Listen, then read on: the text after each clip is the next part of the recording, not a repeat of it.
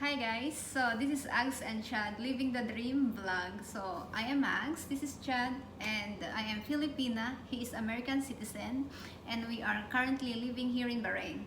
So we decided to go ahead and do a series of vlogs, basically from the perspective of an American citizen and a Philippine citizen. So that's what we're going to focus in on, and going over the process of getting married in a foreign country, such as Bahrain, and then our travel during COVID to the Philippines. So first I do research online, and then we discovered that there were multiple options to get married here in Bahrain. But we come to a decision that we will just do a civil wedding. So I am going to show you the requirements for the civil wedding for the Filipina part only. So in order to do the civil wedding here, there's a required documents that you need to do in the Philippine embassy here in the Bahrain, and some documents that you need from Philippines. So here are the requirements. So first, you must have your original passport and one photocopy, a copy of your resident permit, and then one passport size picture, your PSA birth certificate apostillized, your certificate of no record of marriage or CENOMAR apostillized, and then once you get all those papers, you will go to the embassy, and then they will give you the application of contract of marriage. And then before you go there, you need to book an appointment on their website. So guys, I've already shown you the requirements that the embassy needed from me. So how did I get my birth certificate and my CENOMAR while I am here in Bahrain? So I have my sister in the Philippines who helped me a lot with these papers. So what she did was she applied the birth certificate on the PSA website, and then when she applied online, she paid through Bayad Center, which is cost 760 pesos for the birth certificate and the CENOMAR. And then you will not get that right away. You will get it between 5 to 8 working days, and they will deliver it to your address, which is my sister's address.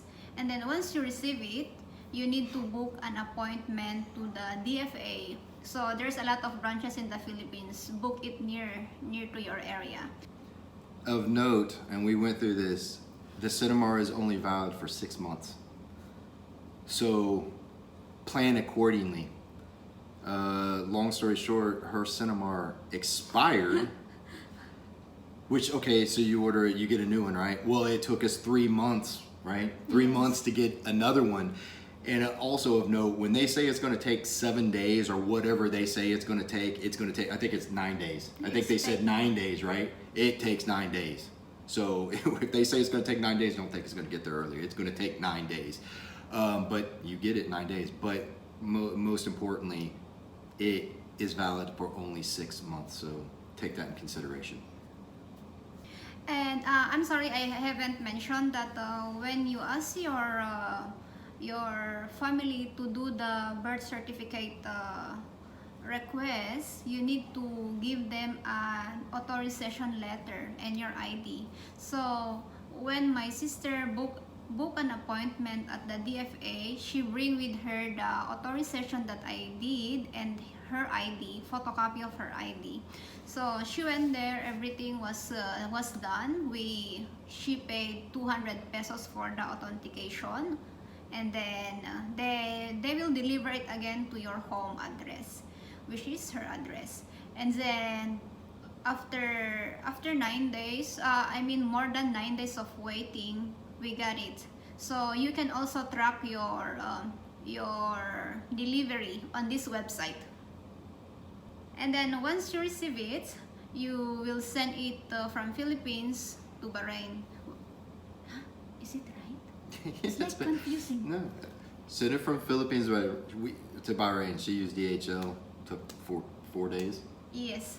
Yeah, You can also track that delivery online, so you can know where is your delivery. Once all your requirements is complete, you must book an appointment at the Philippine Embassy.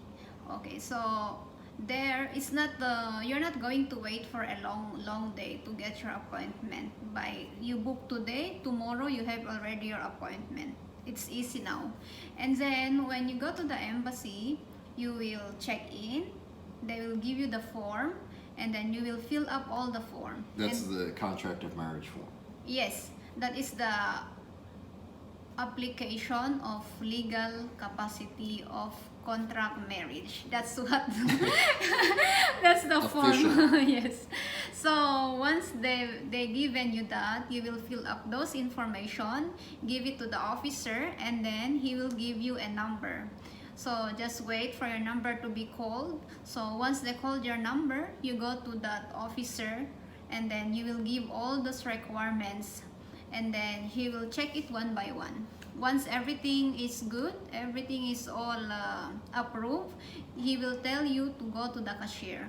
So when you go to the cashier, you must bring with you a cash worth 20.680 fils. Okay.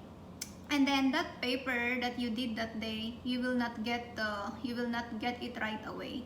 They will tell you to come back next day between 2 to 4 p.m. because that is the releasing of forms or whatever. So get your receipt, keep it, don't throw it, because you will need that receipt the next day. You will pick up the form with the stamp. Takes over 24 hours to stamp the form. We went back there the next day. We didn't book an appointment again. They will automatically tell you that you need to come back tomorrow. That receipt is your appointment. So when you reach the embassy, you will tell to that guy in the front that you have to come back here to get the form, and then he will give you the number.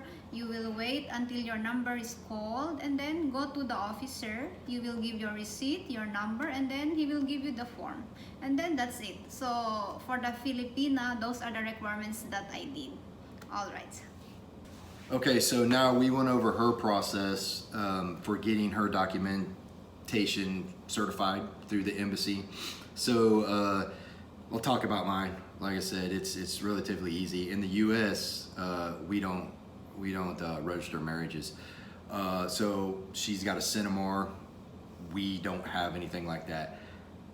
What I will say is that Bahrain and even in the Philippines, you still have to present something in order to get married. So no matter where you're from, different process. But for the U.S., you go to your embassy and you just say you need an affidavit for marriage.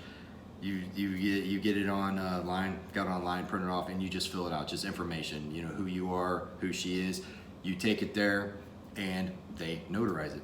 Simple as that. They ask you to bring death certificates or any divorce decrees that you may have, but it's as simple as that. You just go get the affidavit of marriage, stamp it. So that's what you with that, and with her, the legal capacity for marriage, whatever it is, the document that she just got not notarized but certified, you take those to the Ministry of Foreign Affairs here in Bahrain, and we'll go through that here coming up shortly. Okay, so with the previous requirements that we've gone over, my affidavit of marriage, her Cinemar, getting that stamped and everything, there's a few more requirements that we need. That's a medical examination. That's a letter from her employer saying they allow her to get married. Anyhow, too easy, but you got to get that. And then when you go to get married, you need 2 witnesses. It used to be that 2 males. Now you can have a male and a female. So those are additional requirements. The letter from the employer is too easy. Just request it. Or at least for her, it was easy. She requested it and got it. The witnesses, just you can find 2 people off the street if you want to, but 2 witnesses. So let's talk about the medical. It's got to be from a certified hospital. I don't know. Like the ministry recognize it that they can do a medical. And we'll go ahead and we will tell you who that is. But you go in there, you make an appointment, you go in there, show your IDs, they call you back there, they draw blood, and that was it. 7 days. 7 days to pick it up. Yeah. After a week, you go pick it up. It's good for 5 months. So once again, take that into consideration. It's only valid for 5 months. So relatively simple.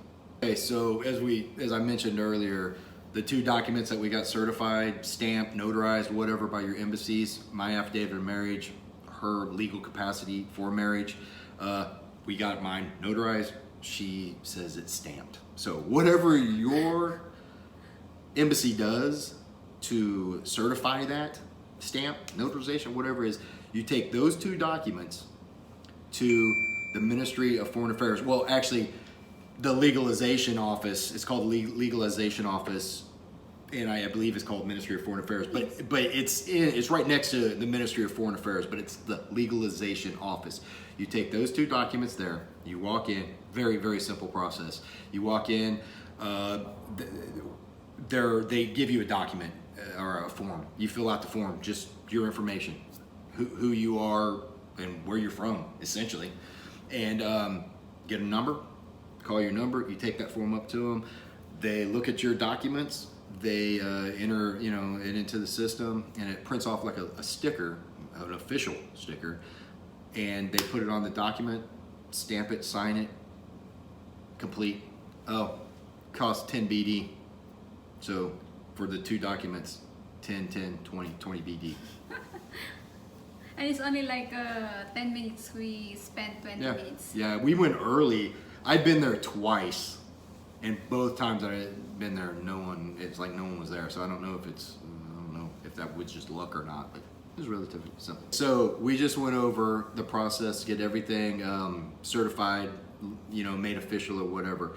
So the next step you do is you take those documents to whoever is going to marry you. In our case, a few different ways to do this. You can get married at a Catholic church, go see. I don't know anything about that. What we chose to do is we went through a private attorney, and here's her information. So far, the process has been outstanding. She takes care of everything. She was certified in both Arabic and English, Yeah. so she translation. She takes care of everything. So you take the documents that you have, you take to her. She goes over them, says they're good. Made photocopies of everything, and then she draws up the contract for marriage. Then you set a date for the marriage, and it's that simple. Guys, this is the end of our vlog. So we tackle all the requirements that they require for a Filipina and for the American. So the next vlog will be the marriage and the registration of our marriage in the embassy. So thank you for watching. Hope you like it, and don't forget to subscribe.